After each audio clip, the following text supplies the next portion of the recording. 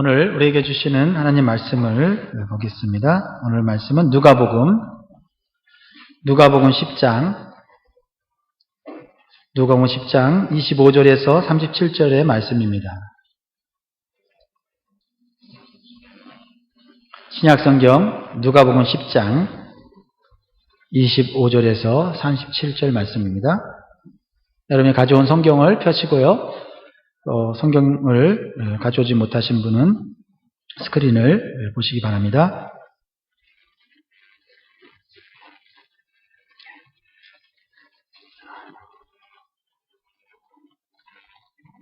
(25절) 제가 읽겠습니다. 어떤 율법 교사가 일어나 예수를 시험하여 이르되 선생님 내가 무엇을 하여야 영생을 얻으리이까? 예수께서 이르시되 율법에 무엇이라 기록되었으며 내가 어떻게 읽느냐?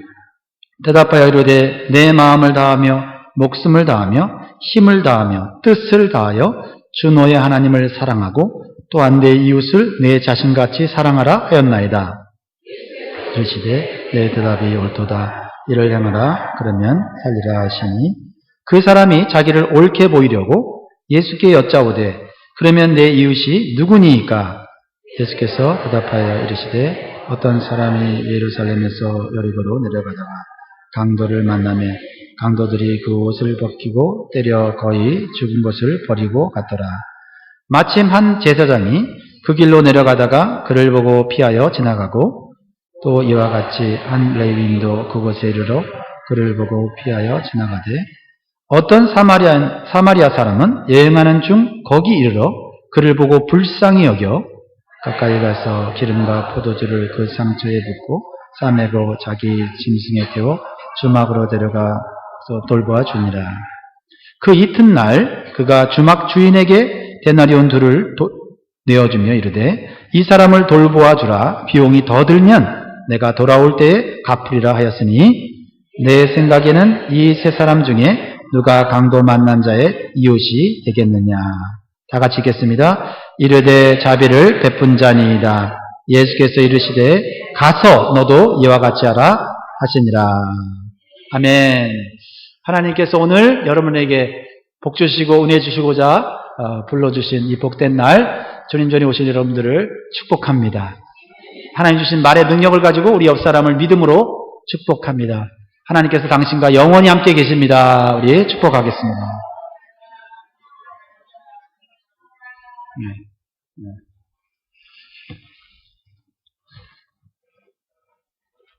어느 회사에서 한 사람의 유능한 사원을 채용하기 위해서 광고를 냈습니다. 그랬더니 몇 명이 몰려왔냐면 200명이 몰려왔어요. 한 명을 뽑는데 그러니까 200대 1의 경쟁률입니다.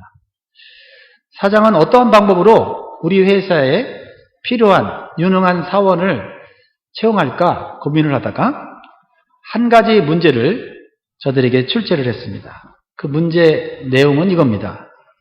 당신은 거센 폭풍우가 몰아치는 밤길에 운전을 하고 있습니다. 그런데 마침 버스 정류장 앞을 지나가는데 그곳에 세 사람이 퍼붓는 빗속에서 버스를 애타게 기다리고 있습니다. 그 세 사람은 어떤 사람이냐면 첫 번째 사람은 지병으로 인해서 고통스러워하며 생명이 위독한 할머니. 두 번째 사람은 그 언젠가 당신의 생명을 구해준 적이 있는 생명의 은인인 의사. 세 번째 사람은 당신이 꿈에 그리던 이상형의 여성. 이 세 사람이 그 정류장 앞에서 폭풍우 속에서 버스를 기다리고 있습니다. 그러나 지금 당신의 차에는 한 사람만을 태울 수밖에 없는 좌석이 하나밖에 없습니다. 당신은 이런 상황에서 어떻게 하시겠습니까? 방법을 선택한 후에 그 이유를 설명하십시오. 이게 이제 인터뷰의 질문 내용이었습니다. 만약 여러분이 입사를 희망하는 사람 중에 한 사람이었다면 어떤 답을 내겠습니까? 어떤 사람을 선택하시겠습니까?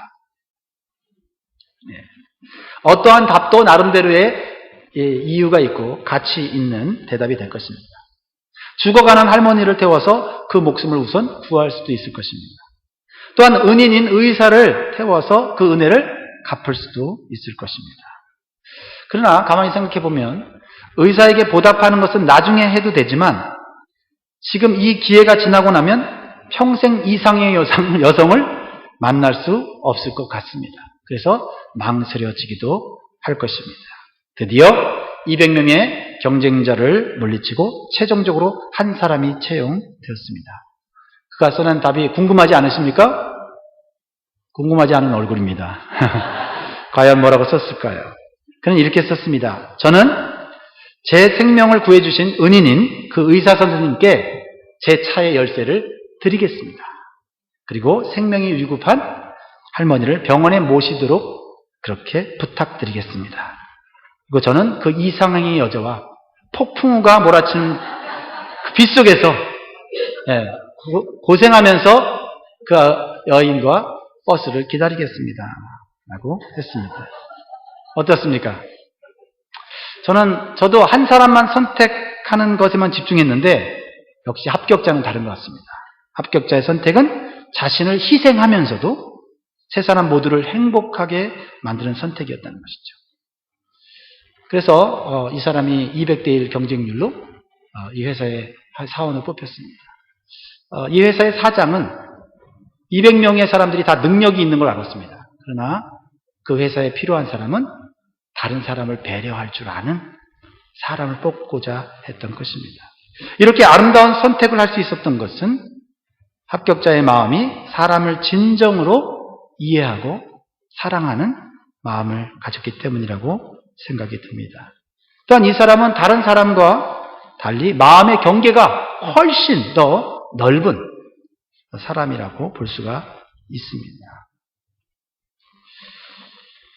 오늘 본문에 보면 예수님도 한 율법 교사에게 매우 중요한 질문을 합니다.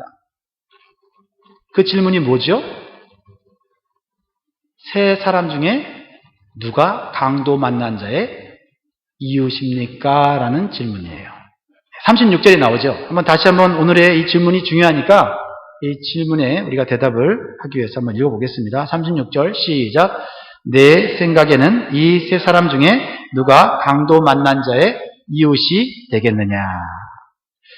우리는 이 질문에 대한 대답을 통해서 예수님께서 주시는 영적인 교훈을 살펴보고 우리의 삶에 적용하고자 합니다.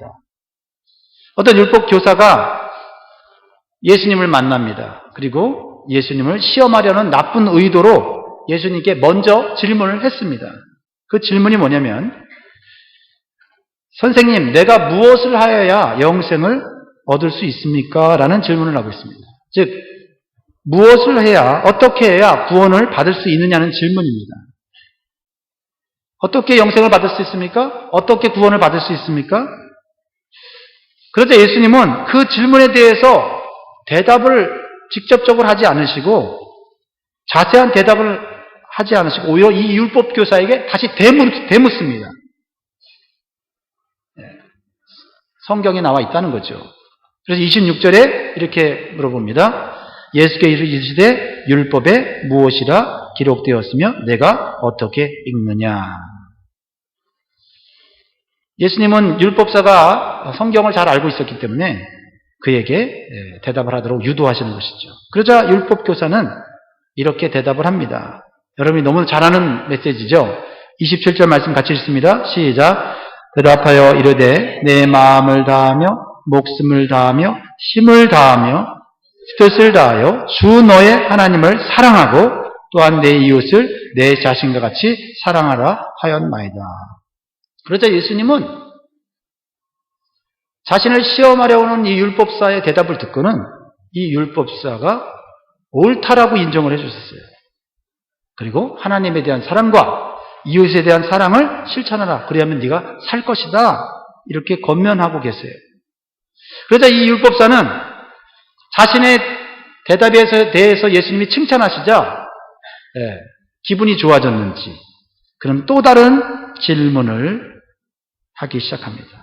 자신의 말뿐만 아니라 자신의 삶도 의롭고 옳다고 하는 것을 인정받고 싶어서 예수님께 또 새로운 질문을 하고 있는 것이에요. 29절에 이렇게 나와 있죠. 이 사람이 자기를 옳게 보이려고 예수께 여짜오되 그러면 내 이웃이 누구니까? 내 이웃이 누굽니까? 라는 질문을 예수님께 하고 있다라는 것입니다. 그래서 이때부터 예수님께서는 직접적인 대답을 피하시고는 예수님이 어떠한 이야기를 말씀해 주셨습니다. 그것은 우리가 매우 잘 아는 일명 뭐라고 말하죠? 선한 사마리아인의 비유라고 말하는 내용입니다. 어떤 내용입니까? 여러분 잘 알고 계시죠? 같이 한번 이 내용을 같이 한번 생각해 볼까요? 어떤 사람이, 어떤 유대인이 예루살렘에서 여리고로 내려가다가 강도를 만나서 거의 죽게 되었습니다. 옷을 벗기고 매맞고 그리고는 버림을 당해서 이제 그는 죽게 되었습니다. 예루살렘에서 여리고로 내려가는 길은 한 16km 정도 되는 거리라고 합니다. 그리고 그 길은요, 굴곡이 심하고 그리고 길 옆에는 계곡이 있어서 이따금씩 강도들이 출현해서 지나가는 사람들의 돈을 뺏고 그 사람들의 생명을 빼앗는 일들이 실제적으로 있었다고 합니다. 그러니까 예수님이 하신 얘기는 지어낸 얘기는 아니고 실제적으로 일어날 수 있는 이야기를 하신 거죠. 이제 이 사람은 가만 놔두면 죽을 수밖에 없는 상황인데 이때 마침 한 제사장이 그 길로 내려가다가 강도 만난 사람을 보고는 어떻게 합니까? 네, 피하여 다른 길로 지나갔다고 말하고 있습니다. 이어서 레위인이 그 길을 지나가게 되었는데 강도 만난 사람을 보게 됩니다. 도움이 필요한 상황이었지만 피하여 지나가고 맙니다. 이제 이 사람은 여러 사람을 만났지만 도움을 받지 못해 죽을 위기에 있습니다. 그런데 어떤 사마리아인이 지나가다가 그 강도 만난 사람을 보고는 차마 지나치지 못하고 불쌍히 여겨서 그 상처에 기름과 포도주를 붓고 응급조치를 취합니다. 전문가는 아니지만 자신이 할 수 있는 지식을 가지고 그 사람을 돌봐줍니다. 그리고 근처 여관으로 데려가죠. 그리고 밤새 그를 정성껏 돌보아 줍니다. 다음날 아침입니다. 이 사마리아 사람은 여관을 떠나서 해야 될 자신의 일이 있었습니다. 그래서 그 여관 주인에게 간절한 마음으로 이 강도 만난 사람을 돌보아 줄 것을 요청하면서 자신의 돈을 내어줍니다. 그리고 만약 비용이 더 든다면 자신이 돌아와서 다시 그 비용을 갚아주겠다고 약속까지 합니다. 놀라운 이야기입니다. 예수님께서는 이 선한 사마리아인의 이야기를 마치시고 내 이웃이 누구입니까? 라고 아까 질문했던 율법 교사에게 다시 되묻습니다. 36절입니다. 어떻게 되묻습니까? 이렇게 되묻습니다. 36절 내 의견에는 이 세 사람 중에 누가 강도 만난 자의 이웃이 되겠느냐. 이 이야기를 들은 사람은 누구나 대답을 할 수 있는 그런 쉬운 질문이지요. 누구입니까? 이 율법사도 이 이야기를 듣고 깨닫는 바가 있기 때문에 예수님이 원하시는 대답을 합니다. 뭐라고 대답해요? 37절에 가로되 자비를 베푼 자니이다. 예수께서 이르시되 가서 너도 이와 같이 하라 하시니라. 그런데요, 이번에는 예수님께서 정답을 말한 이 율법 교사에게 옳다라고 말하지 않으시고 뭐라고 말합니까? 가서 너도 이와 같이 하라고 말씀하셨습니다. 왜 그랬었을까요? 예수님이 말한 이웃과 율법 교사가 말한 이웃의 개념이 달랐다는 것이죠. 하나님은 내가 정해놓은 이웃의 경계를 좀 더 넓히기를 원하신다는 겁니다. 겉으로 보면 율법 교사가 한 질문과 예수님이 하신 질문이 비슷해 보입니다. 율법사의 질문은 내 이웃이 누구입니까? 그리고 예수님의 질문은 누가 강도 만난 자의 이웃입니까? 라는 질문이죠. 두 질문 다 누가 이웃이냐는 이 질문에는 비슷한 것 같지만은 두 질문은 전혀 다른 삶의 형태와 삶의 목적을 보여주는 질문이라는 거예요. 먼저 내 이웃이 누구입니까? 라는 질문한 율법교사는 이미 자신의 이웃을 정해 놓았습니다. 내가 도와주고 선행을 해야 할 이웃의 범위를 정해놓고 묻는 질문입니다. 그러나 예수님께서 하신 누가 강도 만난 자의 이웃이 되겠느냐는 질문은 이웃의 범위를 스스로 제한하지 말고 확장하라는 말씀인 것입니다. 사실 이 율법사의 의도는 자신이 정해놓은 이웃들에게 이미 선행을 하고 있습니다. 그래서 자신이 한 말이 예수님께 옳다라고 인정받으니까 자신의 삶 속에서 행하는 이웃들에게 하는 선행까지도 예수님께 옳다라고 인정받고 싶어서 예수님, 내 이웃이 누구입니까? 내가 이웃에게 이미 선행을, 사랑을 베풀고 있습니다. 라고 말하고 싶었던 것입니다. 29절을 다시 보면, 운 29절을 보면, 그 사람이 자기를 어떻게 보이려고요? 옳게 보이려고 예수께 여쭤보되, 그러면 내 이웃이 누구입니까? 내 이웃이 누구라고 하는 그것에는 이 사람의 의도가 담겨져 있는 거예요. 분명히 율법교사가 삶 속에서 이웃에게 선행을 한 것은 잘한 겁니까? 못한 겁니까? 잘한 거지요. 그런데 문제는 자기가 정해놓은 이웃만이 이웃이었다는 것이에요. 이웃의 개념이 제한적이었다는 것입니다. 이 율법교사가 정해놓은 이웃의 범위는 자기 주변에 있는 유대인들이었다는 거죠. 유대인들. 이방인들이나 외국인들은 포함되지 않았습니다. 게다가 사회적으로 죄인이라고 취급하는 사람들은 이웃이 아니었습니다. 정죄의 대상이었고 오히려 저주의 대상이었다라는 것입니다. 특히 사마리아인은 원래 하나님을 믿는 유대인들인데 나라가 망하고 강대국에 의해서 포로로 잡혀가고 이주되어서 혼혈 민족이 되었습니다. 그래서 유대인의 순수 혈통을 잃어버렸어요. 그래서 유대인들은 이 사마리아인들을 인간 취급을 하지 않고 개, 돼지 취급을 하였다고 합니다. 그래서 유대인들에게서 사마리아인들은 가장 가까이, 위치적으로 가장 가까이 있으면서도 가장 멀리 있는 자들로 여겼다라는 것입니다. 그들은 유대인들에게는 이웃이 아니었어요. 그들은 하나님께 저주받은 자들이고 그들은 멸망당해야 될 사람들이라고 여겼습니다. 그래서 예수님께서는 이 율법 교사의 이웃의 개념을 깨트리기를 원하셨던 것입니다. 오늘 예수님께서 이 이야기에 등장시키는 종교 지도자인 제사장을 돕는 레위인을 등장시킵니다. 오늘날 비교하자면 교회 안에 있는 성도들이라고 볼 수 있겠죠. 제사장과 레위인은 성전에서 예배를 인도하고 돕는 일뿐만 아니라 하나님의 사랑을 생활 속에서 실천해야 되는 그런 사람들이었습니다. 이러한 모습이 율법교사가 앞에서 첫 번째로 질문한 영생은 어떻게 얻습니까? 라는 질문에 대한 대답이에요. 어떻게 해요? 하나님을 사랑하고 이웃을 사랑하는 자의 삶이 영생을 얻은 자의 삶이라는 것입니다. 구원받은 자의 삶이라는 거예요. 예수님은 어떻게 구원받느냐는 문제보다 구원받은 자가 어떻게 살아야 하는 것에 더 오늘 이 말씀은 초점을 맞추고 있다는 거예요. 아마도 이 이야기 속에 제사장과 레위인은 예루살렘 성전에서 예배를 마치고 자신의 집으로 돌아가는 길이었을 겁니다. 아마도 하루 종일 성전에서 예배를 준비하고 가르치기도 하였을 겁니다. 또한 음식을 준비하고 섬겼을 거예요. 그리고 예배가 마친 후에는 성전의 기구들을 닦고 또 깨끗하게 하고 정리를 하고 아주 많은 일을 했을 겁니다.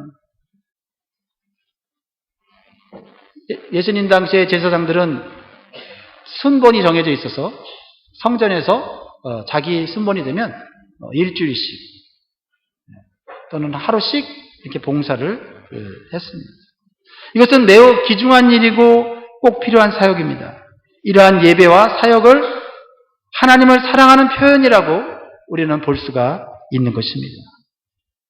학자들에 의하면 제사장들과 레위인들이 여리고성에 많이 살았다고 해요.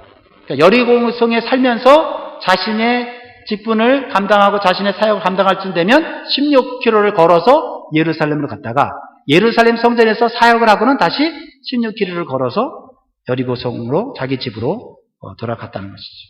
16km를 걸어간다고 하는 것은 피곤한 일입니다. 그것도 하루 종일 사역을 하고 봉사를 하고 지친 몸으로 온 몸과 마음으로 예배를 드리고 그리고 다시 집으로 돌아가는 길에는 참으로 기쁨도 있었겠지만은 육신적으로는 지쳐 있었을 것입니다. 자기 집으로 가는 길에 강도 만난 사람이 거의 죽어서 길바닥에 있는 것입니다. 그것은 참으로 귀한 기회가 아닐 수 없습니다. 강도 만난 사람을 도와주는 것은 하나님께 드리는 성전에서 드리는 예배를 생활 예배로 완성시키는 기회가 될 수 있었다는 것입니다. 하나님의 말씀의 핵심인 하나님에 대한 사랑을 이웃에 대한 사랑으로 연결할 수 있는 아주 좋은 기회였다라는 것입니다.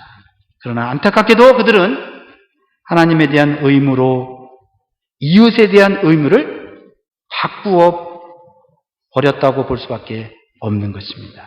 그래서 결과적으로 하나님에 대한 의무, 하나님에 대한 예배, 하나님에 대한 봉사가 결과적으로는 반쪽짜리 봉사, 반쪽짜리 사역, 형식적인 종교 행위로 머물게 됐다라는 것을 이 말씀은 우리에게 가르쳐주고 있는 것입니다. 그들이 강도 만난 사람을 피하여 지나간 것에 대한 나름대로 어떤 이유가 있었을 거예요. 레위기 21장에 보면 죽은 시체를 만지면 부정해진다는 말씀이 있어요. 제사장이나 레위인이 죽은 시체를 만지거나 터치하면 그들은 제사를 드려서 속죄하고 다시 예배하고 봉사했어야 합니다. 그런데 오늘 본문에 나타난 강도 만난 사람은 죽지 않았고 죽어가고 있었습니다. 그래서 바로 옆에서 죽어가는 이웃을 외면하는 것은 어떤 변명도 용납될 수 없는 것입니다. 성경에는 고통당하는 이웃들을 돕고 섬기라는 말씀이 더욱 많이 있기 때문인 것입니다. 사랑하는 성도 여러분, 구원받은 성도는 구원의 은혜가 고통받은 이웃을 돕는 삶으로 나타나야 될 줄 믿습니다. 쉬운 일은 아니지만 그것이 하나님께서 우리에게 구원의 은총을 베풀어 주신 것입니다. 오늘 이 말씀을 누구를 정죄하고 누구를 잘못했다고 말하는 것이 아니라 우리의 이웃의 경계를 확장시키기를 원하시는 예수님의 권면인 줄 믿습니다. 오늘 본문을 통해 주시는 교훈 중에 하나는 하나님께 드리는 예배를 마치고 난 후에 생활 속에서 하나님의 사랑을 실천할 기회를 찾으라는 것입니다. 하나님의 사랑을 실천할 기회가 생활 속에서 있다 할지라도 그것을 무시하는 것은 구원받은 성도의 온전한 삶의 모습은 아니라는 것을 또한 가르쳐주고 있는 것이죠. 왜 예수님은 오늘 이 이야기 속에 사마리아인을 주인공으로 보여주십니까? 아까도 말했지만 유대인들은 사마리아인들을 인종적으로 종교적으로 이웃으로 여기지 않았습니다. 그런데 반대로 이웃으로 여기지 않고 무시당했던 사마리아인이 동족인 유대인들도 돕지 않는 강도 만난 유대인을 온전한 사랑으로 돕고 있다는 것을 예수님은 가르쳐주기를 원하셨어요. 이 이야기를 듣던 율법사의 모습이 어떨까요? 그 율법사는 아마 충격을 받았을 거예요. 왜냐하면 자신의 이웃의 개념과 경계를 무너뜨리는 예수님의 메시지였기 때문인 것이죠. 예수님께서는 이 율법 교사에게 이 사마리아인의 이웃 사랑이 바로 성경이 말하는 이웃 사랑이고 하나님에 대한 사랑이라는 것을 보여주고 싶었던 것이에요. 또한 영생을 받은 성도의 모습이 무엇인지를 보여주고 싶었던 것이죠. 어떻게 구원받느냐, 어떻게 영생하느냐 하는 것과 함께 중요한 것은 영생받은 자의 삶, 구원받은 자의 삶이라는 것이죠. 그러면 다른 사마리아인들도 이 사람처럼 강도 만난 사람을 다 돕는 사람일까요? 네, 그건 아닐 겁니다.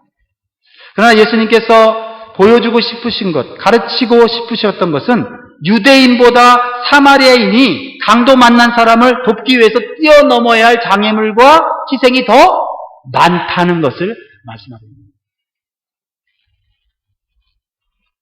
강도 만난 사람은 유대인이었을 겁니다.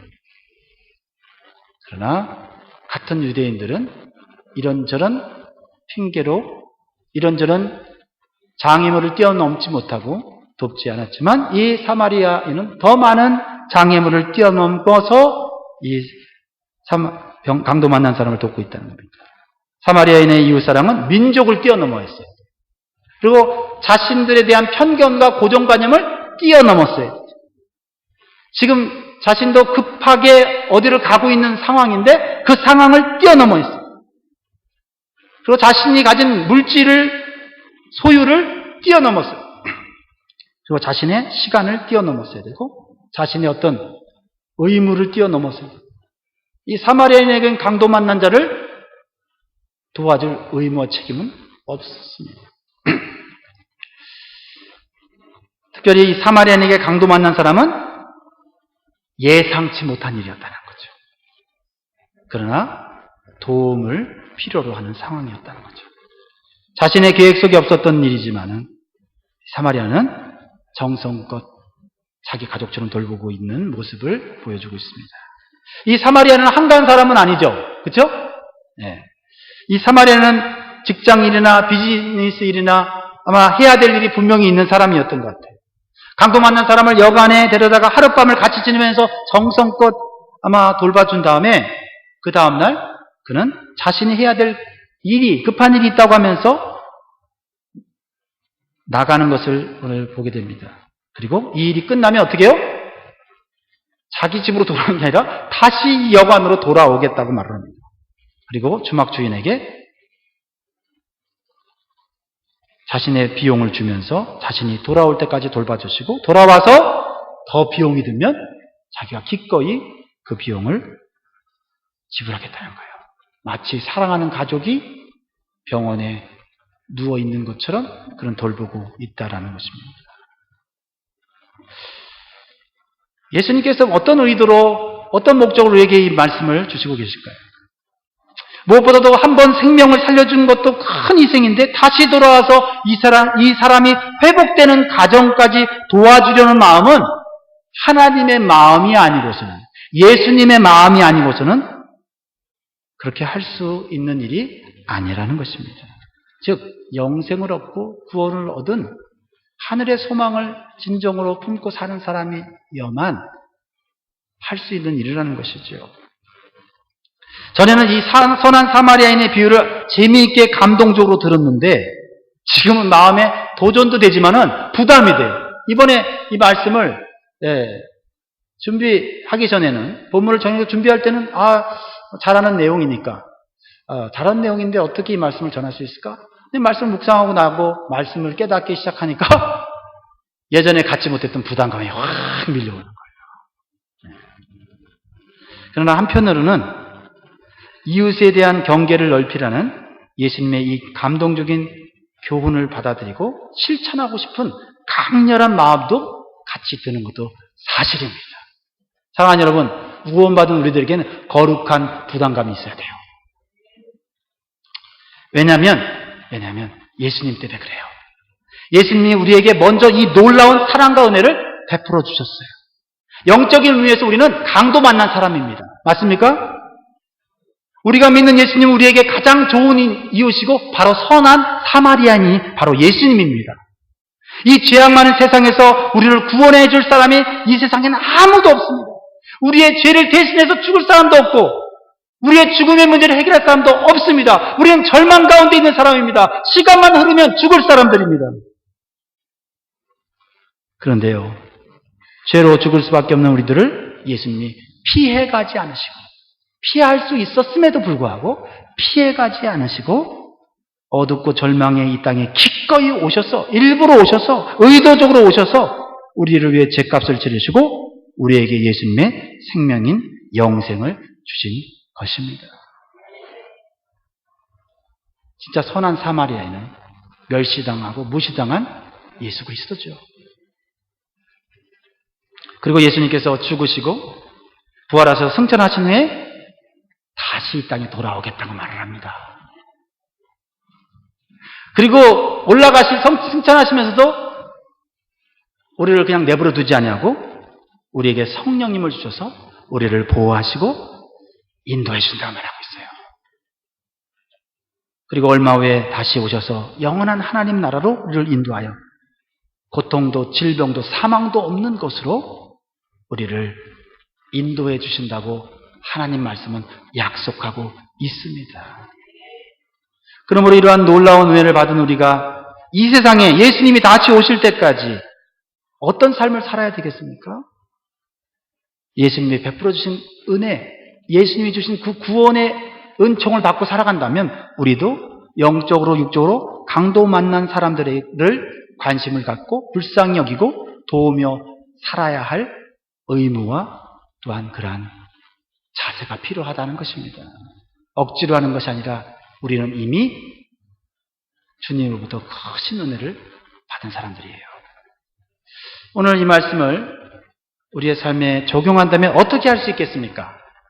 먼저는 우리 이웃의 범위를 우리가 정하지 말자는 겁니다. 저 사람은 내 이웃, 저 사람은 내 이웃이 아니야. 내가 좋아하는 이웃, 나하고 성격이 잘 맞는 이웃, 그런 이웃만이 나의 이웃이 아니라 까다롭고 힘들고 어렵고 불편한 그 이웃에게 이런 하나님의 마음으로 대하려고 힘쓰는 그것이 오늘 말씀을 적용하는 길이라고 생각합니다. 주님이 기뻐하시고 도와주실 줄 믿습니다.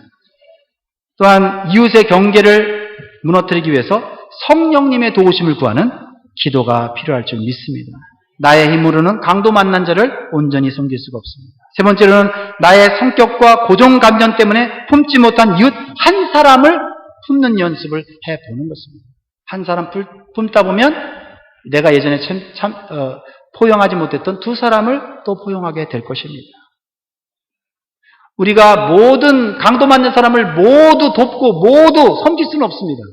그러나 내 옆에, 내 눈에 보이는 강도 맞는 사람, 한 사람은 도울 수가 있습니다. 세 번째로는 무엇보다도 우리 주변에 강도 만난 사람은 영적으로 하나님을 모르고 마귀에게 사로잡혀 있는 불신자들입니다. 영적으로 죽어가는 그들을, 지옥을 향해 달려가는 그들에게 하나님의 복음으로, 그리스도의 복음으로 치유하고 회복하기를 우리는 같이 힘써야 될 줄 믿습니다. 그래서 저와 여러분의 이웃의 범위가 매년 점점 넓어질 수 있기를 주의 이름으로 축복합니다. 그러면 우리 공동체는 자연히 건강해질 것이고 자연히 행복해질 거예요. 왜요? 쓰러지기만 하면 도와주려고 달려드는 성도들이 우리 교회 안에 있기 때문에 그렇습니다. 사랑하는 성도 여러분, 이제 예배당을 나서는 순간 강도 만난 사람이 눈에 보일 수 있습니다. 어떤 사람이 안 보일 수도 있어요. 여러분 눈에 보인다면 그 사람 피하지 말고 오늘은 돕고 돌보는 저와 여러분들이 되시길 주의 이름으로 축복합니다. 오늘 이런 찬양을 올려드리고 싶습니다. 아버지 당신의 마음이 있는 곳에 나의 마음이 있기를 원해요. 아버지 당신의 눈물이 있는 곳에 나의 눈물이 고이기를 원해요. 아버지 당신이 바라보는 영혼에게 나의 두 눈이 향하기를 원해요. 우리는 강도 만난 자를 도울 힘이 없어요. 때때로 나도 강도 만나면 어떡하지? 하는 두려움이 있고 내가 이 사람에게 도움을 준다고 해서 나한테 이익이 돌아오나? 이런 생각도 들어옵니다. 그러나 우리가 받은 하나님의 사랑, 예수 그리스도의 사랑을 생각하면 불쌍히 여기는 마음이 생기고 어떻게든 도와주고 싶은 마음이 들 수밖에 없어요. 그러할 때 우리 아버지의 사랑으로 우리가 할 수 있는 사랑과 섬김을 베풀어주면 좋겠습니다. 아버지 당신의 가사 생각하면서 참 아버지 당신의 마음이 있는 곳에 나의 마음이 있기를 원해요. 아버지 당신의 눈물이 고인 곳에 나의 눈물이 보이길 원해요. 아버지 당신이 바라보는 영혼에게 나의 두 눈이 향하길 원해요. 아버지 당신이 울고 있는 어두운 땅에 나의 두 발이 향하기 원해요. 나의 마음이 아버지의 마음 알아. 내 모든 뜻 아버지의 뜻이 될 수 있기를 나의 온몸이 아버지의 마음 알아. 내 모든 삶 당신의 삶 되기를. 다시 한번. 아버지 당신의 마음이 있는 곳에 나의 마음이 있기를 원해요. 아버지 당신의 눈물이 고인 곳에 나의 눈물이 고이길 원해요. 아버지 당신이 바라보는 영혼에게 나의 그 눈이 향하길 원해요. 아버지 당신이 울고 있는 어두운 땅에 나의 두 발이 나길 원해요. 나의 마음이 아버지의 마음 알아. 내 모든 뜻 아버지의 뜻이 될 수 있기를 나의 온몸이 아버지의 마음 알아. 내 모든 삶 당신의 삶 되기를. 나의 마음이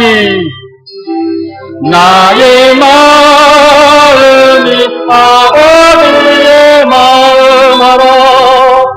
내 모든 뜻 아버지의 뜻이 될 수 있기를 나의 온몸이 아버지의 마음 알아.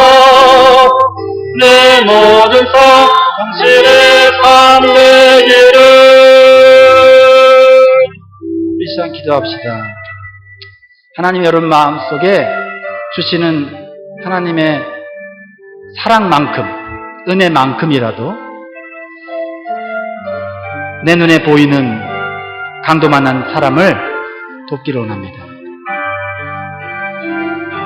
내가 마음이 좋아서, 내가 원래 성품이 좋아서 돕는 게 아니고 나에게 주신 하나님의 구원의 은혜, 영생의 은혜가 너무 감사해서 그 은혜를 하나님께 갚을 길이 없어서 내 눈에 보이는 강도 만난 사람에게 나의 의를 드러내기 위해서 그들을 섬기는 게 아니라 하나님의 사랑을 그들에게 보여주고 하나님의 구원이 이렇게 따뜻하다는 것을 나타내기 위해서